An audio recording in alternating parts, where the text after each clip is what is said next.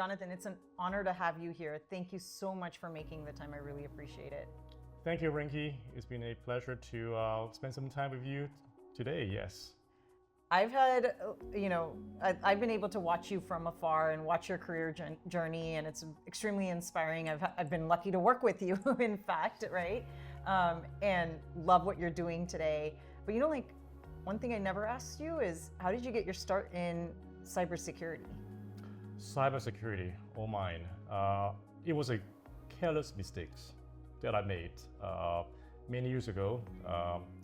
My family had a restaurant, so we have a point of sale system. And you're the young kid at home, and you said, I know how to work on computer. So mom and dad call me and say, hey, can you come to the restaurant and fix the computer? Okay, I got it, mom, dad. I'll figure out how to do that. Because at that time, the point of sale system was not able to boot up. So there's no way we can process payment, and no way the cash register does not work at all.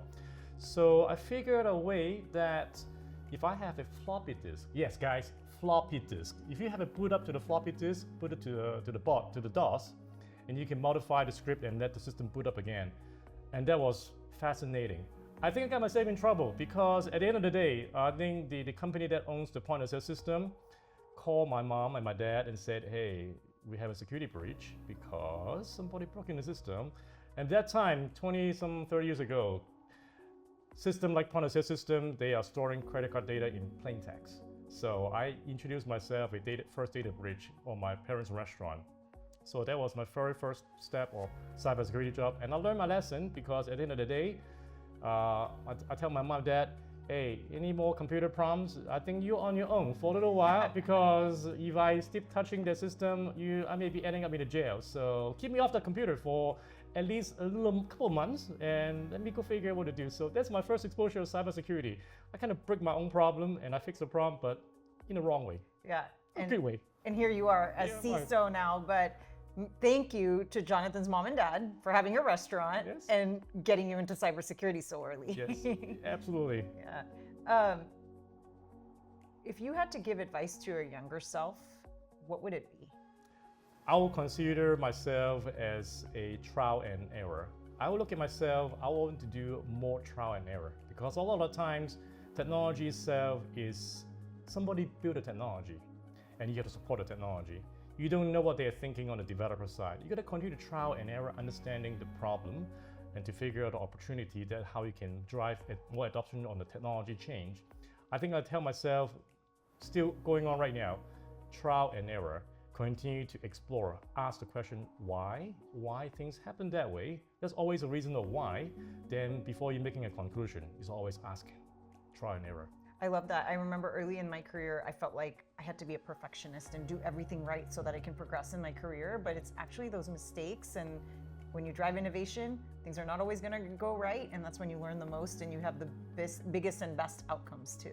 Exactly, and the outcome may not be what you're looking for. Maybe outcome is something that became an opportunity for you to think outside the box. And that's where innovation comes in. I love that. Yes. How do you explain, give me an analogy that you use to explain cybersecurity to non-technical people? Very basic. You have a home. How you can install a security system from the ground up. Not about a security in a Nest lock, is to think about the good old days key and a lock. That's your firewall. That's the key. Those are the vulnerability on the windows. And you have a window and you have a shade and you have locks. And other things in there in your house is how you can build that specific technology that cater to your needs. Everyone have their home, everyone have their own needs, and how you can continue to protect that. At the end of the day, the safe, okay, the lock safe that you have, maybe that's where you put your passport. Maybe that's where you put all your cash. I don't know, maybe my Rolex or whatever. But think about that way is to how you can build that security posture, defense by layers, and defense is depth, and you can figure it out how you can build that empire. Empire is your house, basically. Yeah, that's the same exact analogy I use is how do you prevent? You have doors and locks. How do you detect? You have alarms, right? So it's the same analogy, and I think it works beautifully. Absolutely, absolutely. What's the biggest challenge today that you see in cybersecurity that you feel is misunderstood? I think misunderstood is where a lot of folks are trying to interpret cybersecurity in their own perception. Business leaders have their own thought about cybersecurity. They think cybersecurity is, it's dark magic, nobody else. But it's a very, very basic principle. It's all about human first, then you think about the technology. Whether you have the technology, then you have the processes around that. Is to really think about enabling the people understanding the technology, then you can build cybersecurity program properly. A lot of times, cybersecurity is not as complex as people think about bits and bytes. It's about common sense. Do you have MFA enabled? Because password is easily breakable, just like the PIN code for ATM. 4-digit PIN, breakable. You can do a 6-digit PIN, how you can increase complexity, and how you can protect your asset. Keep your wallet not visible to people. Same concept, how you can looking at keeping everything that not visible is hiding it, putting it behind a firewall, even not even exposing to the external world. Think about that and enable that in business people to start interpreting that. A lot of the time, the technology comes next. It's all about the human side first.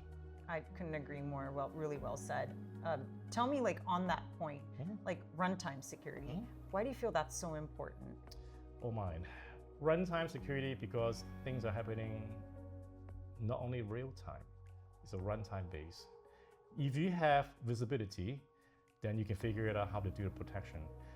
Runtime security nowadays is to protect the cloud workload. The good old days about runtime within our, for example, good old days about Java security. Think about runtime security too, how you can create the sandboxing, how you create the security in there, how you can leverage the existing model. Does not need to be reinvented, but again, runtime is about what you can run an application, how you detect something that normal, abnormal, or maybe even something that interests to you. How do you can improve application performance? Those are all runtime, and how you can build a technology around that to support it. I think runtime security is not necessarily a cybersecurity. It's also runtime to help building performance and building scale for the business to enabling it. Yeah, it's like we need to know what's happening real time right now, and like what's happening or what might happen in the future to be able to prevent it. Right? Exactly, preventing and even scaling it to many pace. Yes. Yeah, exactly. I'm going to combine two questions into one here. Tell me your predictions. Like, where do you see cloud security going in the next 5 years? And if you had a magic wand to fix something, what would it be? Cloud security is going in a faster pace than we all think about. Okay? Organizations spend the last 10 years trying to perfect cloud security. Are we there yet? Some way, right? We have a lot of big names are protecting the cloud workload, but cloud also tying to a lot of times is the AI side. The AI side, I'm not talking about artificial intelligence, it's called assisted intelligence. How you can bring that into the cloud security world, because threat actors are getting smarter and smarter. Are we getting smarter? Not really. Well, maybe we're getting there in some shape or form, but how we can continue to use what we learn, how we can use the technology that we have, and how we can build more processes and building compliance program around cloud security.